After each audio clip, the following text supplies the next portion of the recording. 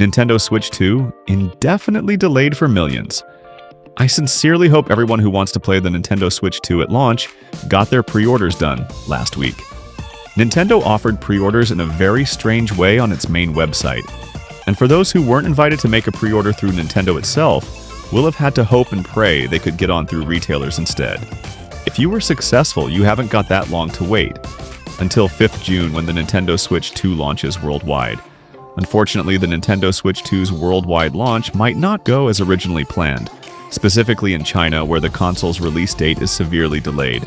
𝐤𝐤𝐤 originally reported that Nintendo has delayed the release date of the Switch 2 in China due to an apparent response to the country's tight controls targeting the gaming industry. It also gives the company a chance to determine how many units will be needed for its Chinese audience, so when it does eventually launch, there won't be any issues with supply and demand. However, this does mean that on the launch day of the Nintendo Switch 2, millions of gamers will be unable to join in on the fun as they'll still be waiting for their new consoles. It's unclear how long the delay will last too. It could be weeks, months, or maybe even a year depending on how the situation in China shapes out. The rest of the world should be unaffected though.